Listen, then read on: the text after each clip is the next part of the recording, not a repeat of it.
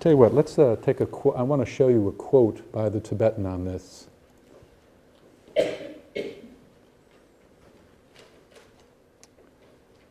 Let's see. Definition of indifference. Oh, sorry, I thought I got that down. Let me get that over here. Let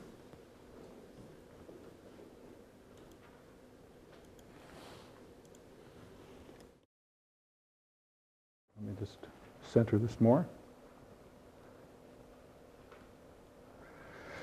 Definition of divine indifference. This technique. What is indifference? I wonder, brother of mine, if you understand the significance of this word indifference. It means in reality the achieving of a neutral attitude towards that which is regarded as the not self. It involves a repudiation of similarity. It marks the recognition of a basic distinction. It signifies refusal to be identified with anything save the spiritual reality as far as that which is sensed and known at any given point in time and space. It is, therefore, a much stronger and vital thing than what is usually meant when the word is used. It is active repudiation without any concentration upon that which is repudiated. That is a statement of moment and warrants your careful consideration. It is concerned with the point of tension from which the observing disciple or aspirant works. Now you know what the word point of tension means. This ties into that, you see. It's that idea of having a part of you be observant of your mental body, your emotional body, and physical body, and hold that sense of the observer and know yourself not to be the thing you're observing. I mean, what is personality anyway? Personality could be defined as the aspect of identification with your lower mechanism. The part of you that says, I am my thoughts, I am my feelings, I am my physical sensations, those are all identifications with the form dimension of your incarnation. And that's what personality is. But here, it's about learning how to inwardly find that higher point where you can hold yourself as observant of it. And in a way, the whole path is a process of developing this. You know, I'll use an example here. Let's see, I think I'll use Christy as an example. You mind? Anytime, anytime. In a way, look at it this way. A master is the most indifferent. A master's consciousness is the most indifferent in this divine sense, and yet one of the most probably the most loving expression as well. And on the path, you're incrementally experiencing more of this higher kind of indifference. And when you get really far along, it becomes predominantly a pattern of awareness. So let's use an example. Let's say Christy and I are people that we know each other from long ago. We go back to almost caveman days. Remember those days when we were grunting a lot? and let's say that he and I are, I'll dramatize this a little bit. You know, he and I are, we're in a situation where it's more primitive. We're not on the path yet at all. We're not even close. And we're engaged fully in something, and we're having an argument. Okay? And so there's a lot of tension here, you know. And what's happening is that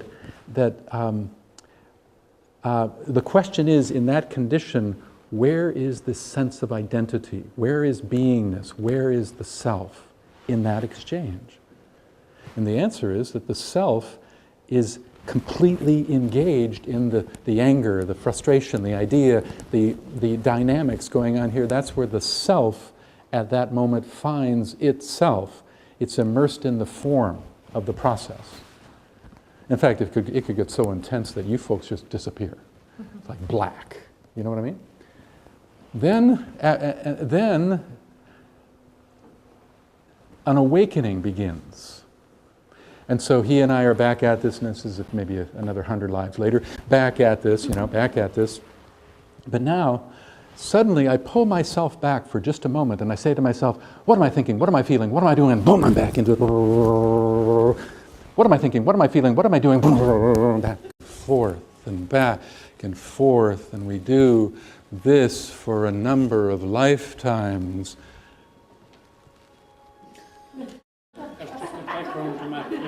Where's that? That's great. That was perfectly timed. That was great. Yes, it's tuning. So what's happening is that I'm starting very slowly, I'm starting to look at that I'm starting to realize that there's another place to look from. Now, what happens is, this is actually what I would call the path of discipleship is beginning.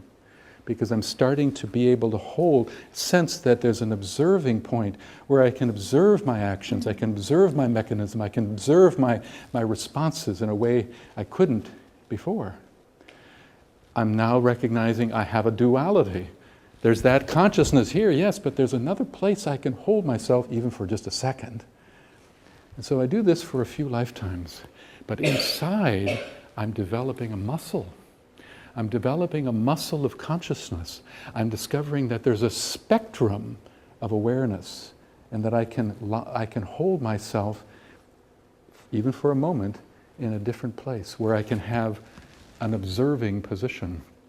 And when I can do that, the beginnings of divine indifference are starting to become a conditioning factor. And then what happens is, eventually after many lifetimes in the path of discipleship, it's doing this, and I'm doing this, and I'm doing this, and then finally I can be here fully here. And I can be fully engaged here.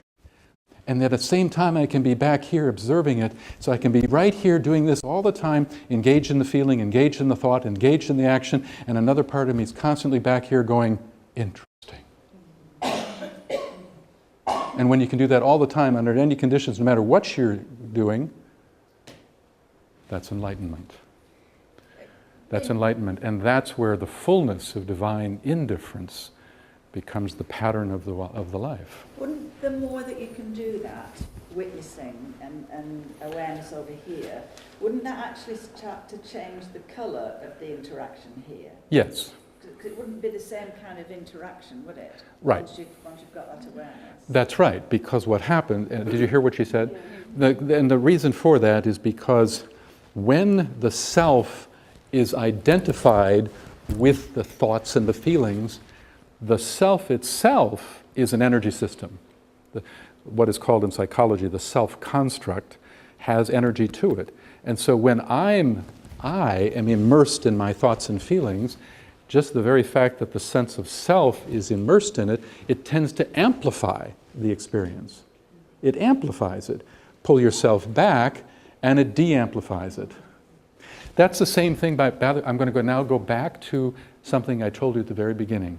I told you about this wave, and I said to you, harmony through conflict is the journey of the human experience.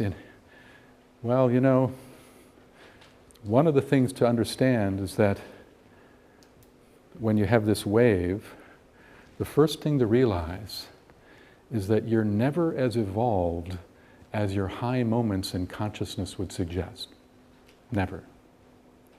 But you're never as unevolved as the low moments would indicate either. Where you are on the path to evolution is the mean between those two extremes. And one of the things that happens on the path is that you start to realize, see, this is the noble middle path of the Buddha. The Buddha gave us this understanding, is that because the self is an energy system in its own right,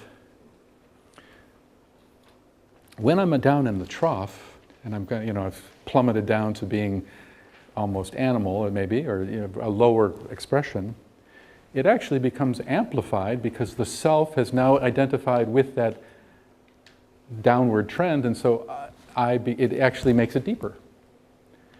And the same thing is true when you have that high meditative moment. You feel like you're on the beam. You feel like you say to yourself, you get done with a meditation, and you say to yourself, I must be that close to enlightenment. Well, you just had the self identify with that experience, and that amplifies the high. Disidentify with both the high and the low. Be able to see it as a phenomena of experience, but disengage your sense of identity from it, and that's going to shallow the high and the low. So it's tempers, and you're still trending upward. You're trending upward, but it gets shallower and shallower and shallower and shallower, and eventually it flatlines. I don't mean that in the medical sense. It means there's the fusion of soul and personality is now complete. And now you're not a divided house. And that's the front door to true enlightenment. So disidentification is so important, and it ties into this subject of divine indifference. You see? But it's that higher kind of indifference. You see? It means that let's say you're working in the world of suffering, where your call is to work with starvation in Africa. My goodness, that can really take its toll. But if you were an initiate and working in that field, you'd be able to hold that detached point, and you're still experiencing profound compassion, but you're not being victimized by the identifying with your lower nature and your emotional response. You might notice your emotions. You might say to yourself, oh boy, I really feel that emotionally, but I am not the emotion. I am not the emotion. And so it's learning how to use emotion and not be used by emotion. And in fact, the whole subject of initiation is based upon this whole thing. When I said to you a first-degree initiate is somebody that has mastered the physical dimension of life, what I'm really saying is that the first-degree initiate is somebody that has mastered a certain degree of detachment from the physical appetites. You know, if like for instance, let's say, I'm going to highlight this to amplify it. Let's say that I'm walking on a wooded path. I'm walking on a wooded path, and I don't see there's a big stone in the way. And when I'm walking, all of a sudden I trip over this stone and mangle up my foot. Now, in the moment that happens, consciousness is going to define what happened instantly. And it'll define it in one of two ways. It will either say, I'm injured, or it'll say, I've injured my foot. And there's a huge, huge difference in that. Can you see what it is? In one sense, I'm injured, meaning there's a huge part of consciousness that is now identified with the foot. If it says instantly, I've injured my foot, it means the I is still realized as separate from the foot. When that consciousness instantly is occurring in the life, the first initiation has been taken. The second initiation is all about emotion and the capacity to rise above your emotions and be detached from them and rise even above your cherished ideals. See, the whole journey of evolution is about this incremental capacity to detach without repression. There's no repression in anything here. It's disidentifying with your form nature. And that has a resulting quality of consciousness that emerges, and that is divine indifference. So, okay? And is that very Libran, William? You know how we have keynote, Libra? Uh-huh. I choose the point between the two great lines of force. I choose the way. The way between the two great lines of force. Yeah, that's the Libra Mantra. The Libra Mantra is very good. The Libra Mantra goes, I choose the way that leads between the two great lines of force. That's the ancient mantra for Libra. And so if you're Libran, and that's really good, yeah. And what's that promotion with? What are the other initiations? The third initiation has to do with mastery over the mental body. Okay. And that's where you enter into the realm of this. Then now you have mastery over your whole lower nature. Okay. Most serious people on the path who are really committing their lives to deep transformational work and are committing their lives to service are somewhere between the first and the second initiation. Usually it takes a few lifetimes between those two. But there's a whole thing. If I do this workshop I told you about, the Master's Footsteps workshop here in a 2-day workshop, we're going to immerse ourselves into that question and really understand it, each one of these steps in a big full way. So if you're interested in that, talk to that guy. We know he's Virgo and he'll probably take note of it. Probably take note of it. Okay. William, can I ask, would divine indifference include being at a stage in your development when whatever happens to you or others just happens? It's neither good nor bad, it just is. Yes. That's another way of looking at it. Does divine indifference mean, look, it takes you away from the tendency to put value on something of this is bad or this is good or right or wrong. It's just kind of an acceptance of an isness, but it's the kind of isness that's, it's not, it involves also a disidentifying feeling to it. There's an kind of a lower version of that where there's an isness where I'm experiencing this and I'm just going to accept it. And there's a higher indifference that is, I'm not judging this because I'm actually not recognizing that that's just phenomena, and I hold myself as actually in a place of detachment from it, as if I'm not identified with it at all.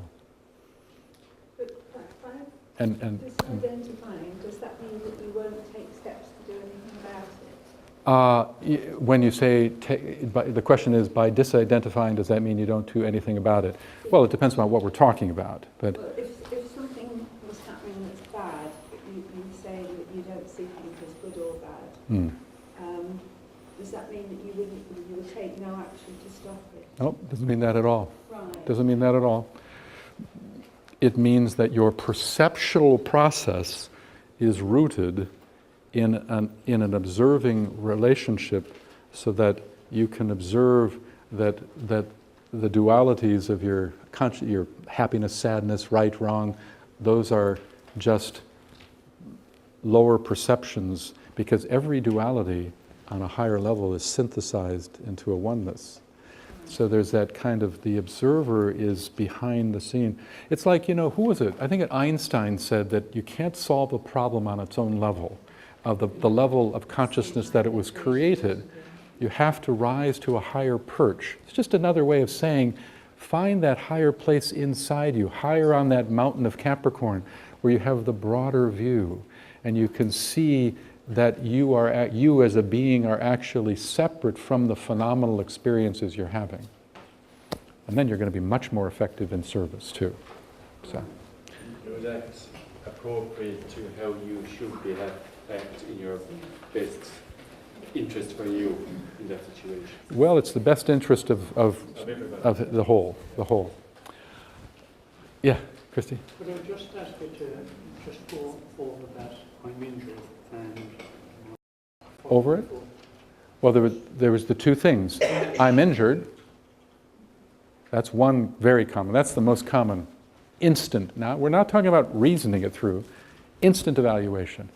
Or, I've injured my foot. Because there's a difference between that. Because if I say I have injured my foot, that means that there's that I am not the same as my foot.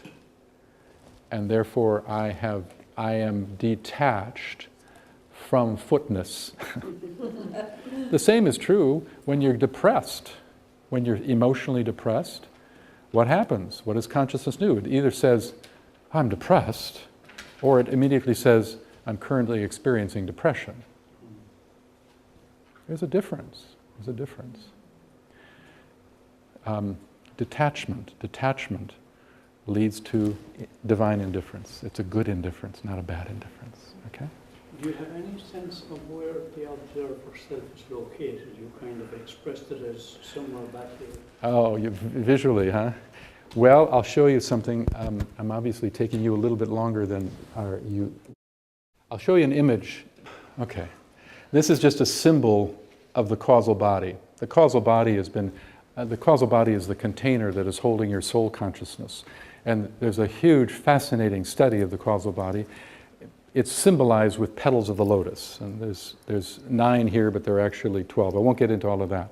But the point is that it's all about moving your observer closer to the causal body. So here's the first step, first initiation. The causal body is deep inside you, the physical body and its transmutation. So there's a whole discussion that I can't do, I'm out of time, on what do we mean by transmutation. It's a fascinating thing to think about. But in the middle, this is the observer. At the first initiation, the observer, in fact, that's the disciple. Who is the disciple in you? Who is the disciple in you? It's not the soul, nor is it the personality. The observer is that part of you that can stand between the two. It's the part of you that sees your lower nature and tendency, and at the same time can see the higher possibility and higher quality. That's what the disciple is in you. That's the disciple, and that's actually also the midpoint where the observer should be. Okay? Then what happens at the first initiation, this is how, here's the second initiation. It moves. We get closer to the causal body deep inside. And so now the emotional body is being mastered at the second initiation, and there's a whole process called transformation. Now again, this is something I'll cover in this next workshop. Okay? But notice how the observer is pulling back enough and able to be held, and it's closer to the soul's vehicle. It's closer. Okay? Then at the third initiation, the observer becomes the causal body. And so you enter fully. Now you're able to stand inside the causal body. The mental body of the personality has been mastered, and that's the process of transfiguration.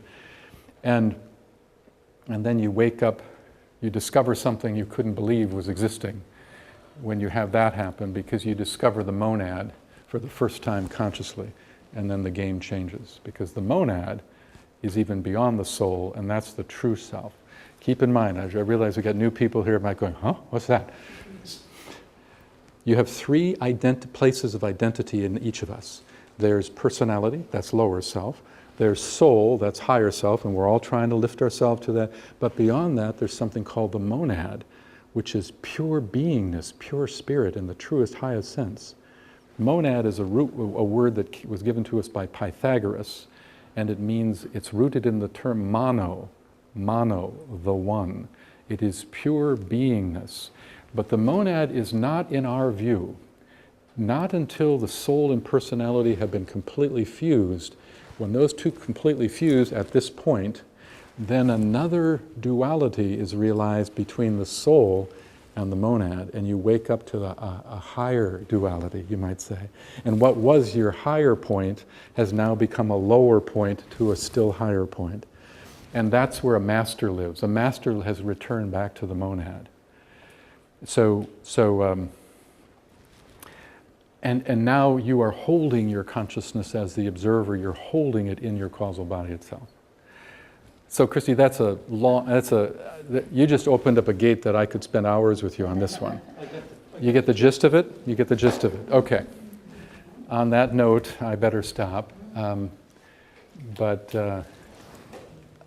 Hey, thank you guys for coming. Thank you. Thank you. Thank you so much. Thank you. Thank you. Yeah, thank you so much.